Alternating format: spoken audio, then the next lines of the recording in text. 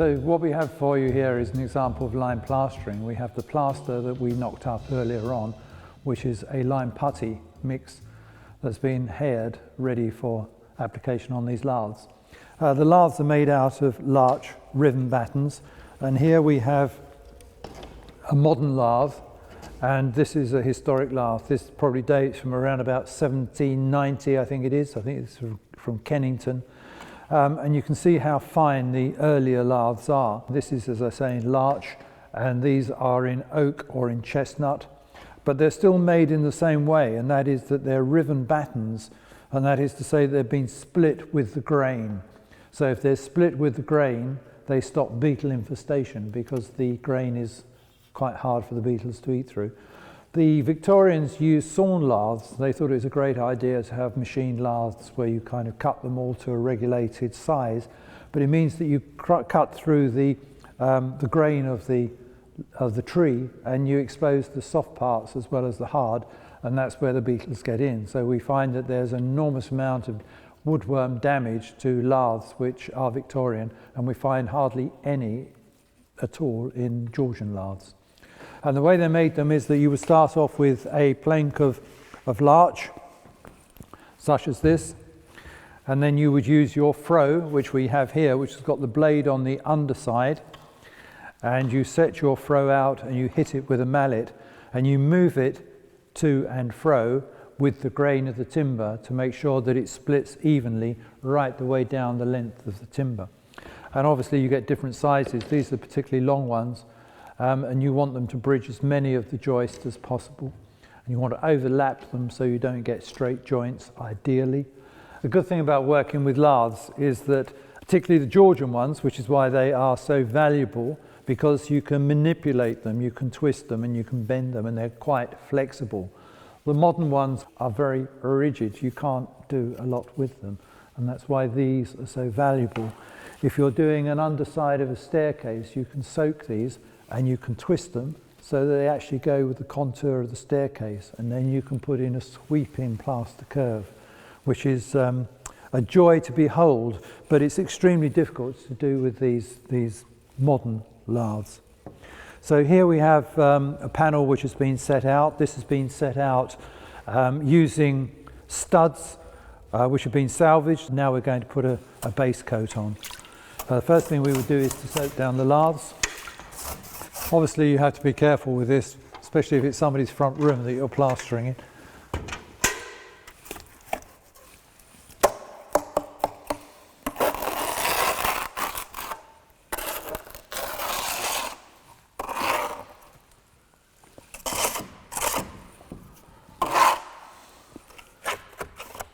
What you want to do is to get the lime pushed through the laths. The idea is that it makes a nib on the reverse, which cling to the laths. When you bear in mind this is 2 parts sand and 1 part lime, so it's extremely heavy.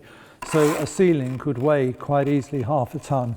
There are various trowels that we would use. We would use a float, or we'd use a laying on trowel, or we'd use a bucket trowel. But the main thing is to get the plaster on the wall and squeeze between the laths. And then once it's drying, you can score it up and put more coats on. This would normally have 3 coats of plaster, and you end up with a very fine plaster. And some of the Georgian plasters were actually 50% plaster of Paris mixed with lime, and it goes on as a very fine eggshell finish.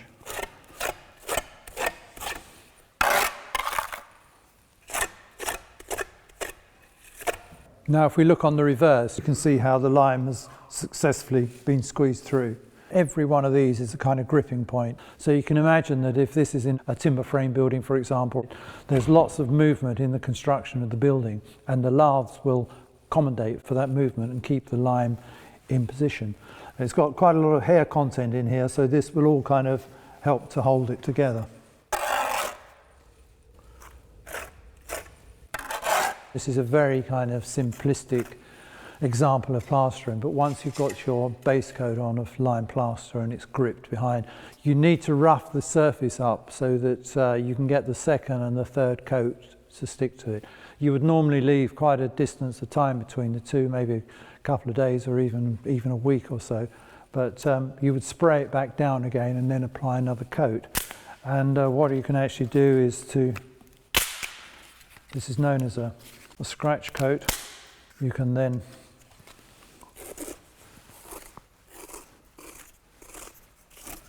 just prepare it ready for the next coat to go on. So when you come to the top of the wall and you have a decorative finish on the top, there are a number of ways they would set out where the wall meets the ceiling, and just to give a rough idea of how that would work.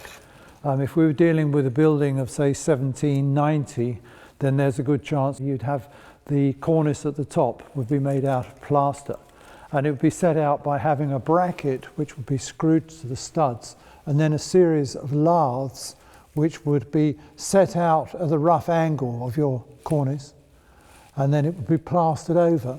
And it would be plastered over by setting out some battens on the wall and a horse, and the horse has got a zinc blade on it, and you put plaster on and then run the horse backwards and forwards to get the profile, and that's how you form your cornice. And we do have an example of one here that came from Bath. It was in a building dated 1790 until about 3 years ago, when, because of water ingress in the ceiling, the laths had rotted through dry rot, and the cornice is taken out and thrown in a skip, which is where I found it. But it's a good example because once it's been taken out, you can see the different layers of the plaster. So they've set out their 3 laths first of all. They've then put this base coat on, which is pretty much what we have here, which is relatively thin. Then they've got another coat here, and then they've got another coat there, and then on top they've got this plaster work, and this would have been run in situ, where you have a horse and it cuts the profile of all these sections here, and then all of these little beads would be put in with wet plaster individually, and then this section here would have been cast in a mould and dropped in, and then that would have been dropped in too. So all this decoration, huge amount of decoration.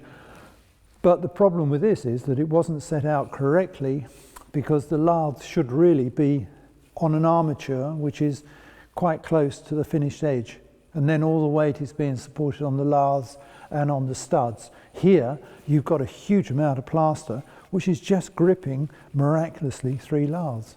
You know, it did its job, but it just amazes me of how much confidence these Georgian builders had in the materials staying up where they stuck them in position. No doubt a lot of it fell down, but this is a mightily heavy piece of plaster to fall off of the ceiling. So this is just to give you an idea of the range of colour that you can get introduced into your limes when you're doing repairs. You don't just have to have the same colour lime all the time. When I say lime, I'm referring to mortar, of course, and that's between the bricks, so that you get a continuity of colour from the existing original material and the new that's introduced. Here we have biscuits of lime. These are all the same lime, but what they have is different types of sand. This has got a sand in it here which is Mill Hill sand, and then we can go to a rather dark grey. So you can see the difference in the colours. And then here we have different sands which give those different characteristics to the lime, and that's a charred sand. And then we have a ginger Wilkes sand, and various different sands. And these come from all around the country, and you can find out which is the nearest sand to the building that you're working on. If you're doing mortar joints and repairs, then there are other ways of adding colour into your mortar or into your brick repairs, and that can be done with stone dust and pure earth pigments.